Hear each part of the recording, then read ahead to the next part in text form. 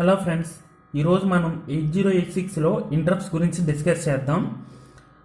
Interrupts అంటే procedure చెప్తున్నాను, definition రాసుకోండి. When a microprocessor is interrupted it stops execution. మైక్రో ప్రాసెసర్కి ఎప్పుడైనా ఇంటరప్ట్ వచ్చిందనుకోండి, ఎగ్జిక్యూటింగ్ కరెంట్ ప్రోగ్రామ్. ఇప్పుడు కరెంట్ ప్రోగ్రామ్ ఎగ్జిక్యూట్ అవుతూ ఉంది. ఈ కరెంట్ ప్రోగ్రామ్ ఎగ్జిక్యూట్ అవుతున్నప్పుడు ఇంటరప్ట్ వచ్చింది. ఇట్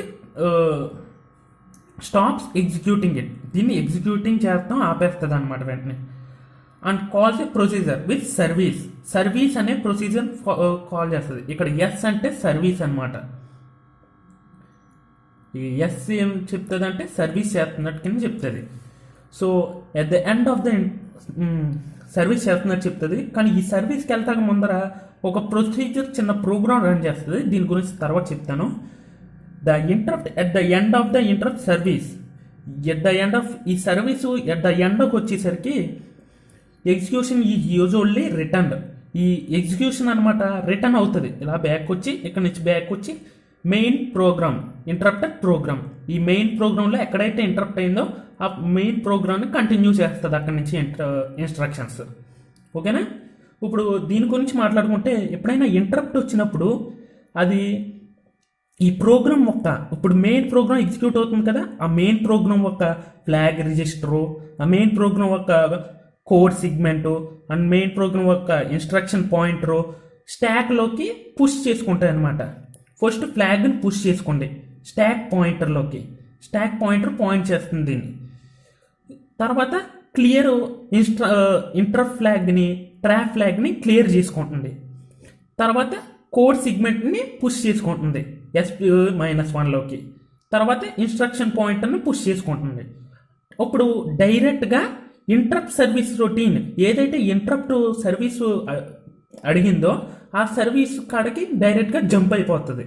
జంప్ అయ్యాక ఇంటరప్ట్ సర్వీసు ప్రొసీజర్ ఫాలో అవుతుంది అనమాట. అక్కడ ఇంటరప్ట్ ఇంటరప్ట్ చేయాలో ఆ ఇంటరప్ట్ వర్క్ చేస్తుంది. అక్కడ ఏ వర్క్ చేయాలో ఆ వర్క్ చేశాక IRET అంటే ఇది ఆ ఇంటరప్ట్ కంప్లీట్ అయిపోయాక రిటర్న్ బ్యాక్ టు మెయిన్ ప్రోగ్రామ్కి వస్తుంది. మెయిన్ ప్రోగ్రామ్కి వచ్చేటప్పుడు మెయిన్ ప్రోగ్రామ్ ఎక్కడి నుంచి ఎగ్జిక్యూట్ చేయాలో మైక్రో ప్రాసెసర్కి అడ్రస్ అన్నది కావాలి. సో పాప్ చేసుకుంటుంది అనమాట. దీనిలోంచి పాప్ చేసుకుంటుంది. ఏం చేస్తుంది? ఫస్ట్ ఇన్స్ట్రక్షన్ పాయింటర్ని పాప్ చేస్తుంది, తర్వాత కోడ్ సిగ్మెంట్ని పాప్ చేస్తుంది, తర్వాత ఫ్లాగ్ని పాప్ చేస్తుంది. అప్పుడు ఇక్కడ ఫిజికల్ అడ్రస్, ఆ నెక్స్ట్ ఎగ్జిక్యూట్ చేయాల్సిన ఫిజికల్ అడ్రస్ని ఎలా క్యాలిక్యులేట్ చేసుకుంటుంది? కోడ్ సిగ్మెంట్ ప్లస్ ఇన్స్ట్రక్షన్ పాయింటర్ని యాడ్ చేస్తే ఫిజికల్ అడ్రస్ వస్తుంది.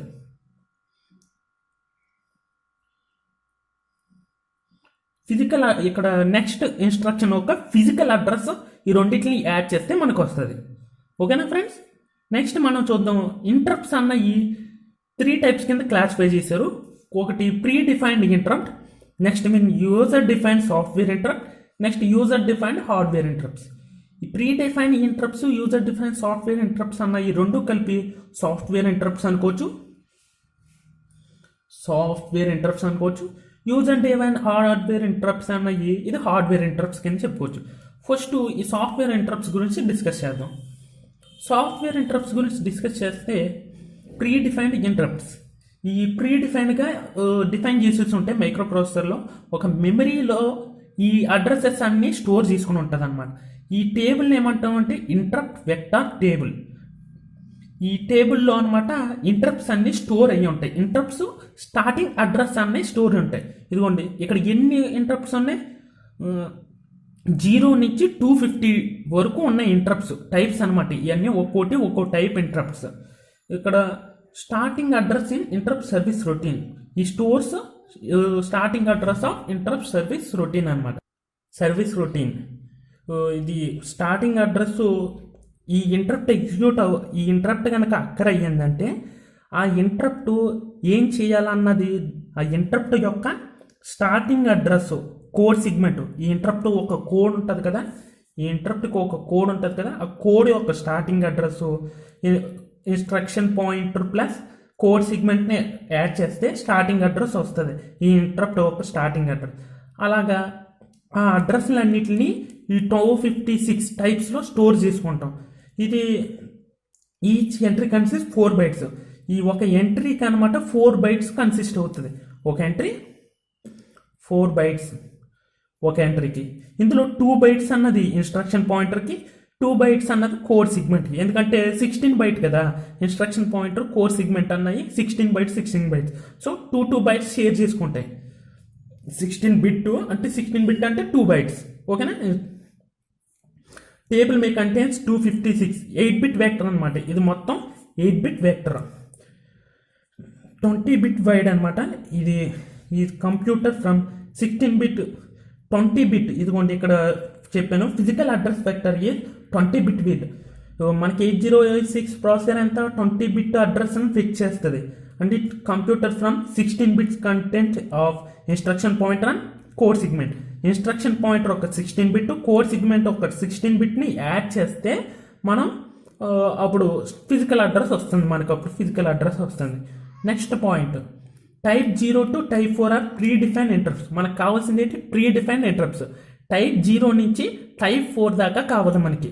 వాటి గురించి మనం డిస్కస్ చేస్తాం. కనుమ టైప్ 0 నుంచి టైప్ 4 దాకా డిస్కస్ చేశాక టైప్ 5 నుంచి టైప్ 31 వరకు ఇంటెల్ కోసం ఫర్దర్ పర్పస్ కోసం ఇంటెల్ రిజర్వ్ చేసుకుంది. అవి ఎవరు యూజ్ చేసుకుంటా లేదు.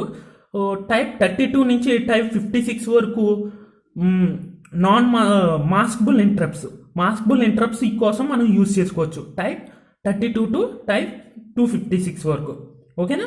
అది ఈ మొత్తం ఇంటరప్ట్ వెక్టర్ టేబుల్ ఒక మెమరీ ఎంత అంటే 1 కిలోబైట్ ఆఫ్ మెమరీ ఈ ఇంటరప్ట్ అడ్రసెస్ స్టోర్ చేసుకోవడం కోసం యూజ్ చేసుకుంటుంది మెమరీలోని. నెక్స్ట్ వస్తే ఇందులో టైప్ 0 అంటే డివైడెడ్ బై 0, టైప్ 1 అంటే సింగిల్ స్టెప్, టైప్ 2 అంటే నాన్ మాస్కబుల్ ఇంటరప్ట్, టైప్ 3 అంటే బ్రేక్ పాయింట్ ఇంటరప్ట్, టైప్ 4 అంటే ఇంటరప్ట్ ఆన్ ఓవర్ఫ్లో. ఈ టైప్స్ గురించే మనం డిస్కస్ చేసుకుంటాం.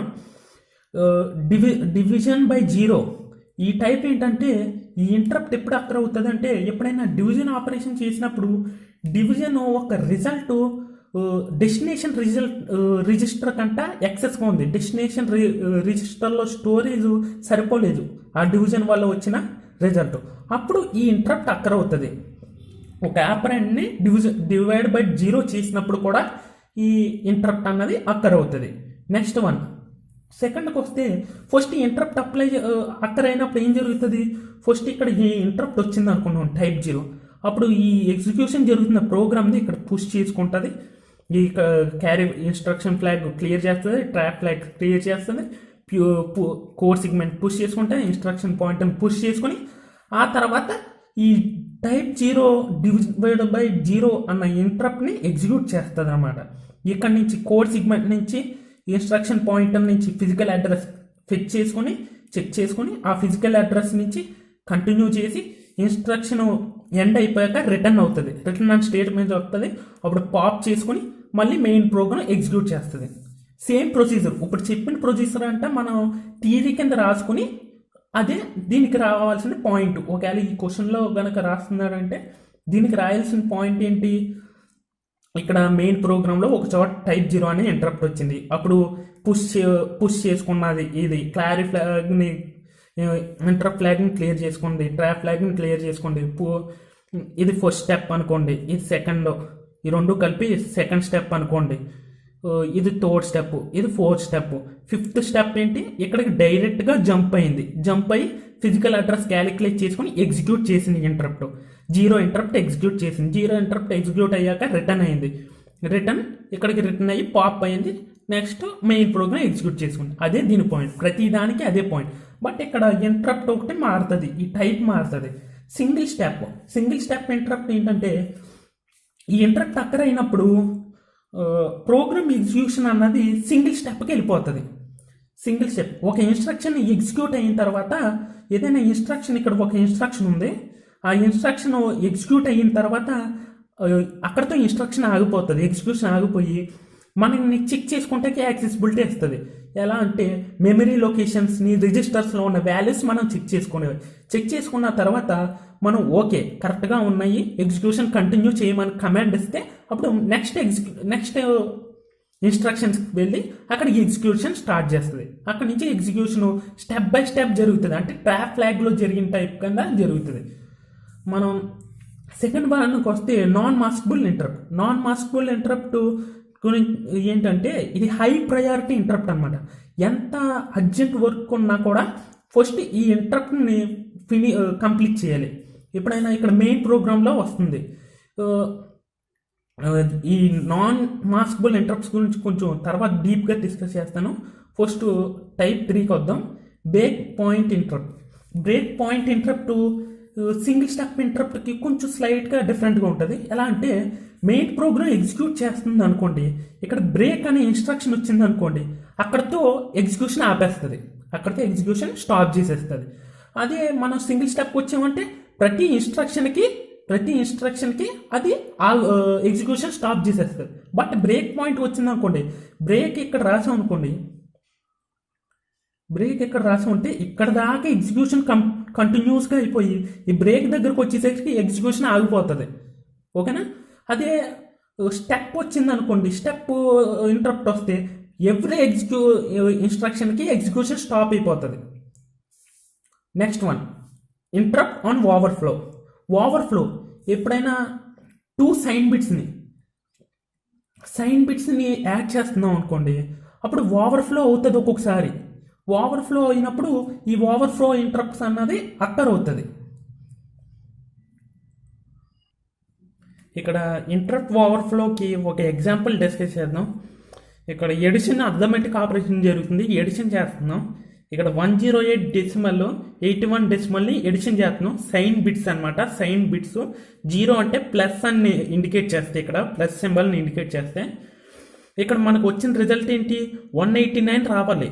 బట్ ప్లస్ ఉండాలంటే ఇక్కడ 0 ఉండాలి.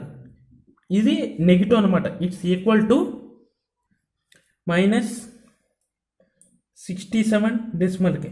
మనకి అర్థమెటికల్ ఎడిషన్ చేసినప్పుడు ఈ వాల్యూ రావాలి, బట్ ఈ వాల్యూ వచ్చింది. ఈ వాల్యూ దేనికి ఈక్వల్? -67 డెసిమల్కి వచ్చింది. సో ఇది రాంగ్ ఆన్సర్ అనమాట. మనకి ఇది ఎలా ఉంది? 2's కాంప్లిమెంట్ ఫామ్లో ఉంది. సో ఇది ఎడిషన్ అవ్వాలంటే ఇక్కడ 0 ఉండాలి. ఎంఎస్బి బిట్లో ఏముండాలి? 0 ఉండాలి. ఇలాంటి కండిషన్లో ఇది ఓవర్ఫ్లో అయ్యింది అనేసి మనకి ఇంటరప్ట్ అక్కర్ అవుతుంది. ఇలాంటి కండిషన్లో ఇలా సైన్ బిట్ ఆపరేషన్ చేసినప్పుడు ఎప్పుడైతే ఆన్సర్ రాంగ్ వచ్చిందో సైన్ బిట్ ఆపరేషన్ చేసేటప్పుడు ఓవర్ఫ్లో అవుతుంది అనమాట. ఆ ఓవర్ఫ్లో వచ్చిన కండిషన్స్లో ఇంటరప్ట్ ఓవర్ఫ్లో అన్నది యూజ్ అవుతుంది. User define software interrupts. User define software interrupts ఎలా use అవుతాయంటే the user can generate a interrupt by executing a 2-byte instruction INTNN. ఇది INTNN అనమాట ఇన్స్ట్రక్షన్. ఇక్కడ NN అంటే ఏం రిప్రజెంట్ చేస్తుంది అంటే ఇక్కడ టైప్ అన్నది 1 టైప్ అన్నది 2 అలా టైపు ఏ టైప్ అన్నది డిఫైన్ చేస్తుంది. ఇక్కడ N అన్న వాల్యూ టైప్ 0 టు టైప్ 256 ఇక్కడ అనమాట. 256 can be used to test ISR interrupt service రొటీన్ని మనం టెస్ట్ చేయడానికి యూజ్ అవుతాయి. It's nothing but software interrupts అని చెప్పుకుంటున్నాం కదా, ఈ సాఫ్ట్వేర్ ఇంటరప్ట్సే. ఈ సాఫ్ట్వేర్ ఇంటరప్ట్స్ని టెస్ట్ చేయడానికి ఈ కండిషన్ వాడతాం. INT ఈ నెంబరు డిఫైన్ చేస్తాం. ఇక్కడ ఆ డిఫైన్ చేసిన నెంబరు ఇంటరప్ట్ని ఇది ఎగ్జిక్యూట్ చేస్తాం అంతే. Use to test ISR for external interrupts. మామూలుగా టెస్టింగ్ కోసం ఈ ఇన్స్ట్రక్షన్ని యూజ్ చేస్తాం. INTN అన్న ఇన్స్ట్రక్షన్ని. ఫైనల్గా యూజర్ డిఫైన్ ఇంటరప్ట్స్కి వద్దాం. యూజర్ డిఫైన్ హార్డ్వేర్ ఇంటరప్ట్స్కి వస్తే హార్డ్వేర్లో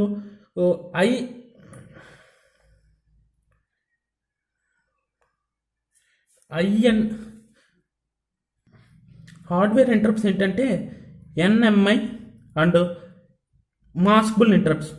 NMI అంటే non maskable INTR hardware interrupts అనమాట. ఈ రెండు అంటాం హార్డ్వేర్ ఇంటరప్ట్స్. ఈ రిక్వెస్ట్ అనమాట. Non maskable interrupt request, maskable interrupt request. Maskable interrupt request signal INTR పిన్కి వస్తుంది. నాన్ మాస్కబుల్ ఇంటరప్ట్ రిక్వెస్ట్ NMIకి వస్తాయి. ఈ హార్డ్వేర్ ఇంటరప్ట్స్. దీన్ని కూడా రాస్తాను. నాన్ మాస్కబుల్, ఇది